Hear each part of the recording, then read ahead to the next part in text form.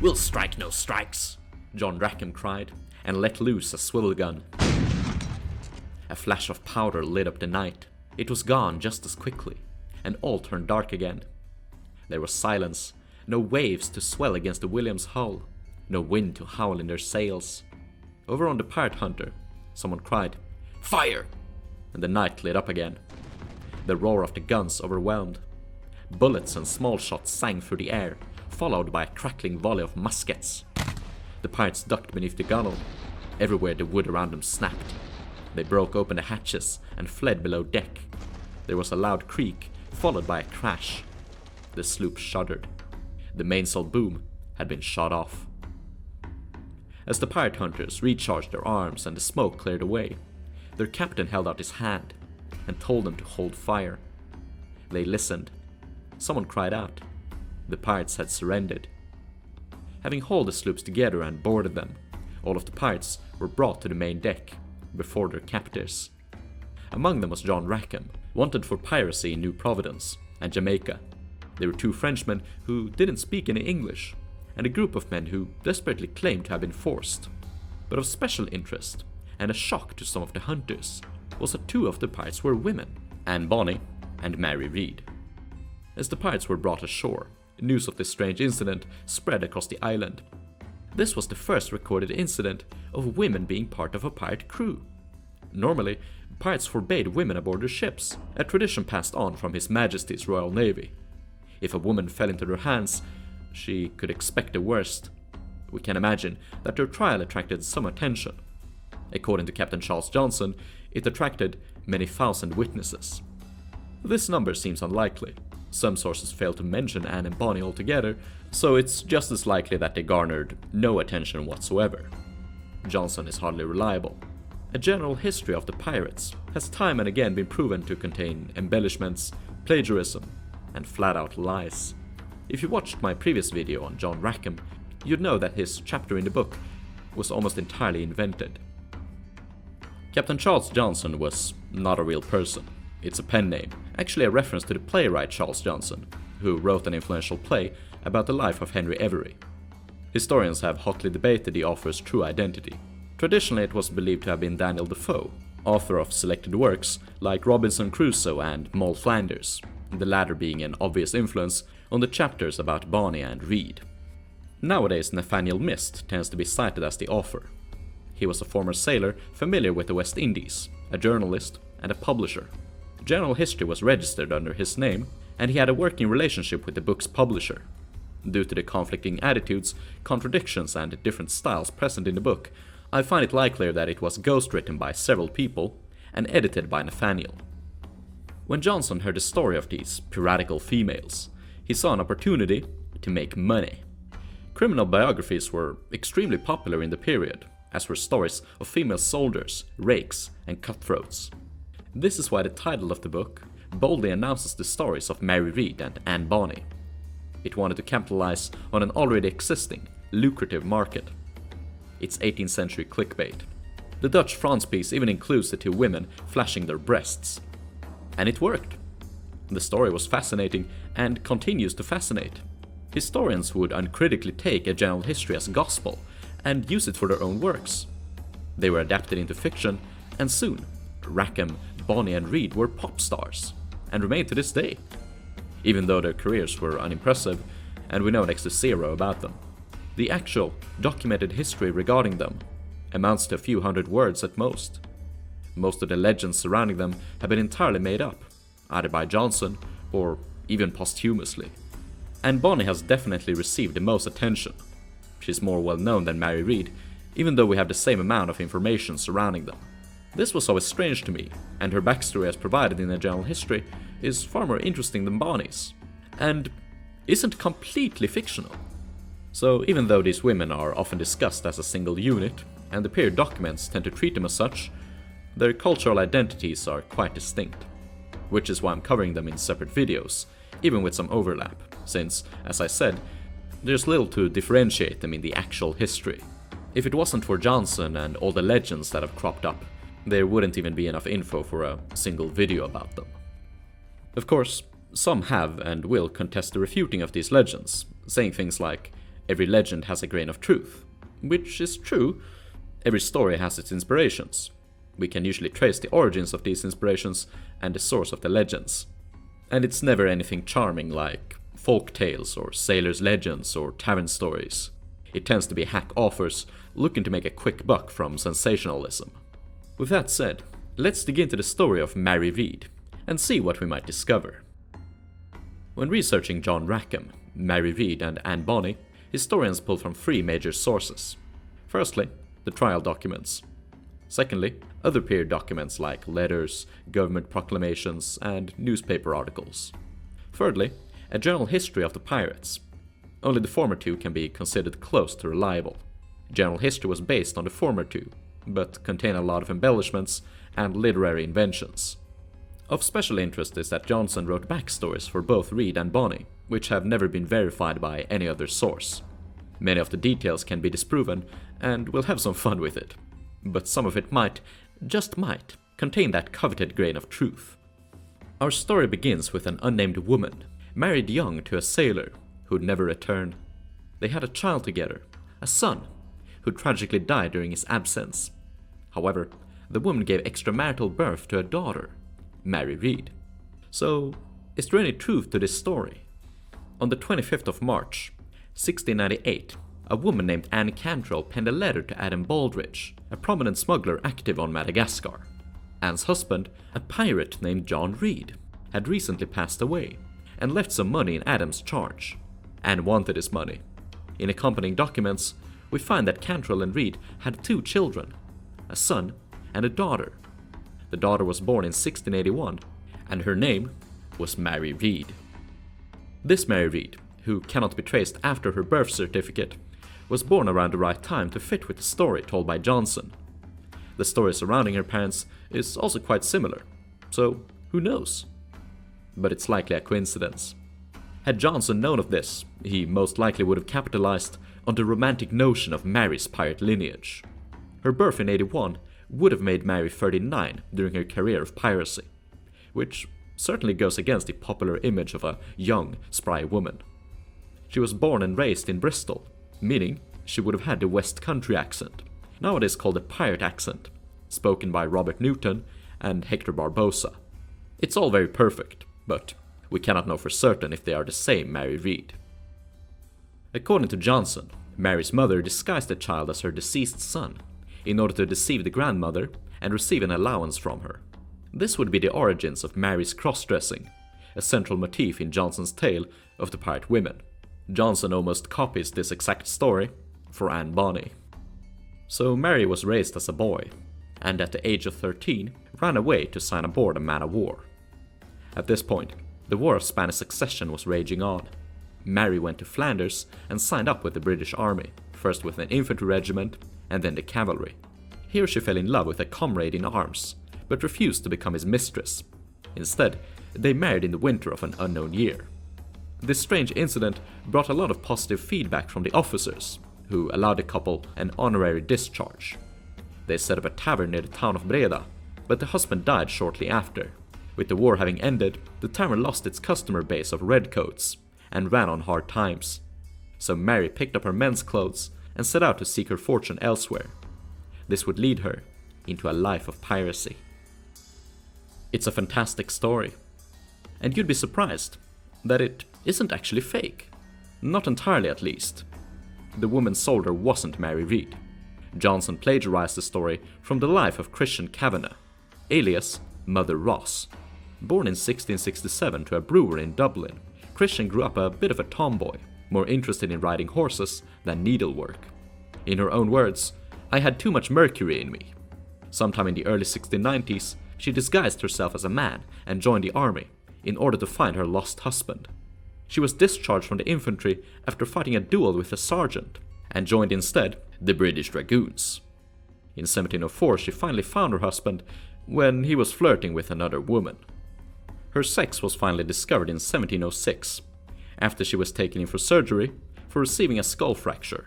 At this point, she had already been wounded several times. She found a new occupation as a sutleress, before finally moving back to Ireland. In her old age, she was admitted to the Royal Hospital Chelsea as a pensioner, where she met Daniel Defoe and recounted her story to him. Even though Defoe did not publish her story until 1743, it is most likely that it was well known by the 1720s. The similarities between this one and the backstory of Mary Read are far too similar to discredit, and it wouldn't be the first or last time that Johnson plagiarized popular legends or works of fiction for the characters in his book. According to Johnson, Mary Read became a pirate and eventually joined the crew of John Rackham, disguised as a man. It was aboard Rackham's sloop that she became acquainted with Anne Bonny, who, according to Johnson, was Rackham's girlfriend, and also disguised. In an ironic twist, Anne falls in love with Mary, believing she's a man, only to discover her true sex, and the vice versa. Rackham grew jealous, so they let him in on the secret, and the two continued their cross-dressing charade. Rackham had captured a skilled artisan of an unknown profession, and forced him into his crew, and of course, Mary fell in love with him. She approached him slowly, first earning his friendship, and then, well, just let me read the entire excerpt from the book. When she found he had a friendship for her, as a man, she suffered a discovery to be made by carelessly showing her breasts, which were very white. The young fellow, who was made of flesh and blood, had his curiosity and desire so raised by this sight, that he never ceased importuning her, till she confessed what she was. Now begins the scene of love, as he had a liking and esteem for her, under her supposed character. It was now turned into fondness and desire. Her passion was no less violent than his, and perhaps she expressed it by one of the most generous actions that ever love inspired. So what was this most generous action? Before you suggest anything lewd, you filthy bastard, Mary's lover had gotten into a dispute with another pirate, and according to custom, they were to resolve it ashore with a duel. Mary became so fearful for her lover's life that she herself started a quarrel with the challenger, and appointed their duel 2 hours earlier than the first one. Pirates would typically fight duels until first blood, and I guess Mary followed the rule. She killed her opponent with a single blow. Indeed, Johnson portrays both the pirate women as active and ferocious fighters, Mary especially, which makes sense in accordance with her plagiarized background as a soldier. When Rackham was finally cornered, as described per the intro, Johnson claims that the women were the only ones still holding the deck. They cried for the other pirates to come up and fight like men, and when they did not, they fired their pistols into the hold, killing one and wounding others. There is no evidence for it. Indeed, eyewitness depositions have recounted the battle quite thoroughly. There are no mentions of Read or Bonny in it, so they most likely did nothing distinguished. Neither are there any accounts of them partaking in fights or duels, and pretty much everything I've told you so far can easily be disproven. Most of Mary's backstory hinges on the idea of her and Bonny cross-dressing. This is a very popular myth, but it was entirely invented by general history. Rackham, Read, and Bonny make their first documented appearance in August of 1720. It is a proclamation from Governor Woodes Rogers, calling for their arrest on accounts of piracy. And in this proclamation, Bonny and Read are identified as women, so their sex were well known from the very onset of their piracy. Johnson wrote of them cross-dressing because it was a popular motif in contemporary media. It appeared in novels like Molly Flanders, published in 1722, and The English Rogue, from 1665. The trial document paints a very vivid image of the two women and how they behaved, even though it is short. A woman named Dorothy Thomas, whose canoe was captured by the crooks, gave the following account. The two women, prisoners at the bar, were then on board Rackham's sloop, and wore men's jackets and long trousers, and handkerchiefs tied about their heads, and that each of them had a machete and pistol in their hands, and cursed and swore at the men to murder the deponent, and that they should kill her, to prevent her coming against them. And the deponent further said that the reason of her knowing and believing them to be women was by the largeness of their breasts. Thomas Dillon added the following. They were both very profligate, cursing and swearing much, and very ready and willing to do anything on board. Two Frenchmen press-ganged by Rackham, who spent a longer time aboard his sloop, told the following. Bonny and Read were very active on board, and willing to do anything. That Anne Bonny handed gunpowder to the men, that when they saw any vessel, gave chase or attacked, they wore men's clothes, and at other times they wore women's clothes. that they did not seem to be kept or detained by force, but of their own free will and consent. So how can this be summarized? Everyone knew of the women's identities. For the most part they dressed in women's clothes, except for engagements, when they dressed in sailor slops more suitable for the task. It appears they performed as powder monkeys. At least Anne did. Perhaps Reed didn't. This assignment was frequently given to cabin boys, or even women in the rare cases they'd be found aboard a ship. Both of them wielded weapons, used foul language, and were not afraid to raise their voices and threaten innocent captives. Regarding the legendary duel and love affair, there are no accounts of Rackham forcing any artisans. Johnson deliberately left out any names, claiming that Mary kept his identity a secret from the court. How convenient.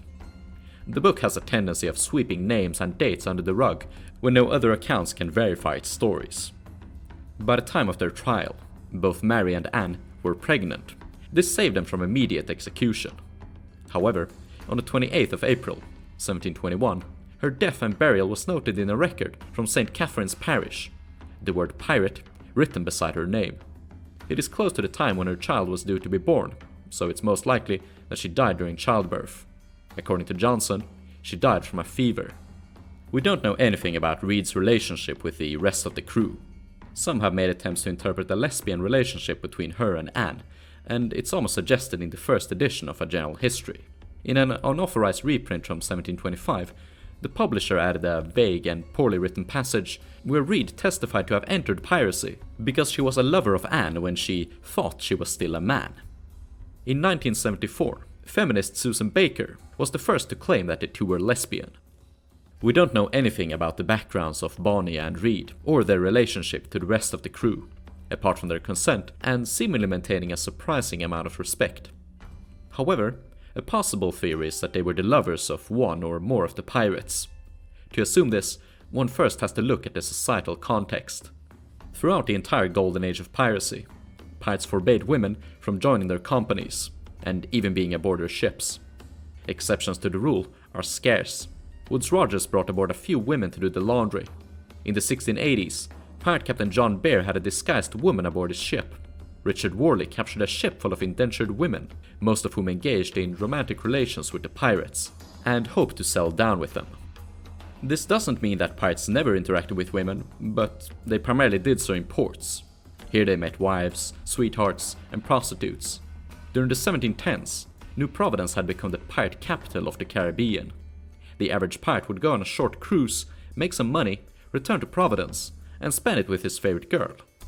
But in 1718, the British cracked down on piracy and reclaimed Providence. Most of the pirates accepted the king's amnesty. Pirates had lost their only free port in the Caribbean, so if they wanted to turn pirate, they had to stay at sea almost perpetually, like nomads. There were no opportunities to make a landing and meet your sweetheart, and this affected pirate society. Several companies forbade the recruitment of men who were married. There was also a similar incident to Bonnie and Reed in the late 1720s. In 1729, a group of 6 convicts hijacked a sloop and began a short career of piracy. One of them was a woman, Mary Critchett. Her most significant action was sitting on a hatch to prevent 2 prisoners from escaping. Damn, she thick! In 1727, Martha Farley accompanied her husband on a short pirating trip, along with their 2 children. She spent most of her time tending to the kids, and the closest things she did to active participation was eavesdropping on conversations and taking a pair of stolen shoes given by her husband. The court dismissed all charges against her, mostly because it was unpopular to execute women, especially mothers. With this context, it makes sense that Bonnie and Reed were brought aboard Rackham's sloop. They were most likely the lovers of 2 of the crewmen, but we don't know which crewmen. We do know that by the time of their capture, both women were pregnant. We can also attempt to speculate on the pregnancy of Mary Reed. It is believed she died on the 28th of April, 1721. It was most likely from complications in childbirth, a very common cause of death in pre-modern times.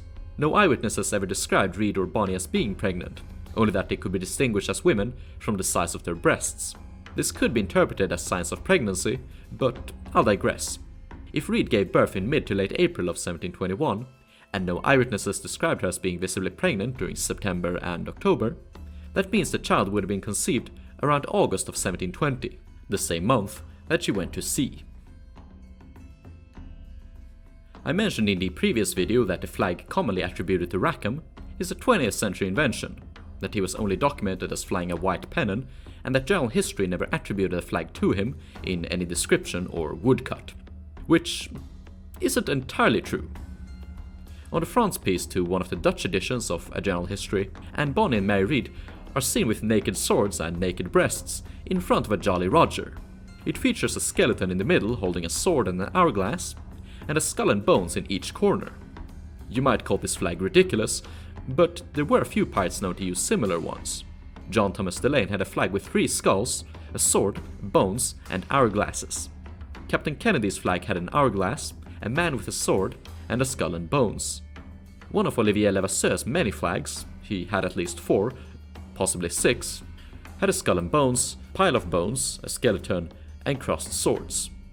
But yeah, the one from the frontispiece has no basis in reality, was most likely never used by Rackham, Bonny, or Read, and was just meant as a cool looking cover. Because boobs and pirate flags make money. Mary had the honor of being depicted in several editions. In the first edition of A General History, we see her garbed in a bonnet, an ascot, a waistcoat, a really wide pair of pants, and an undetailed pair of shoes, almost looking like little boots. In terms of weaponry, she has some sort of sash or baldric slung across the chest, with 2 pistols magically floating inside of it, a cutlass possibly sheathed to the baldric, and a cut-off polearm. It's definitely one of the weirder outfits, and it doesn't really match her eyewitness description at all. The next depiction comes from the Dutch edition of A General History. Instead of a bonnet or a kerchief, which she actually wore, she's now wearing a type of hat common with Dutch sailors. It was common for the Dutch edition to depict the pirates wearing this hat, and other Dutch garments. Again, she wears an ascot, a man's jacket, her shirt ripped open to reveal her breasts on full display, a pair of English sailor's trousers, the Dutch usually wore a baggier sort, so kudos on the accuracy, and a normal pair of shoes. The shirt has also been tucked into her pants. In terms of weaponry, she wields a normal looking cutlass. She has a baldric slung across her chest, below her jacket for whatever reason, with 2 weird holsters and odd-looking pistols in them, and interestingly, a hatchet attached to the baldric. Maybe it's a more realistic reference to the poleaxe from the English edition, but it doesn't look like the axes usually found aboard a ship, which were usually longer and had a hook on the back. The Dutch illustration is one of the more believable portrayals of pirates in the period. The biggest offender is the lack of cartridge boxes, which pretty much all pirates were armed with. In 1844, the pirate's own book depicted Mary in a cavalry uniform from Flanders, killing the rival of her lover. She became a popular figure in the 19th century, but during the 20th, the spotlight was snatched from her by Anne Bonny. Indeed, Anne has so many legends and stories surrounding her that I will have to tackle her in a separate video, which will largely go into the posthumous embellishments.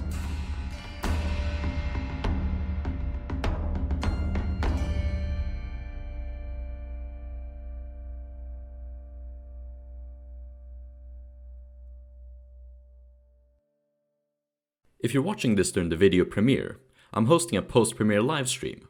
You'll find the link in the premiere chat. See you there. As usual, thank you to my generous supporters over on Patreon. Patreon supporters get early access to my videos and can watch them without ads. And if you want to interact with fellow pirate enthusiasts, check out the link to our Discord server in the video description. Cheerio!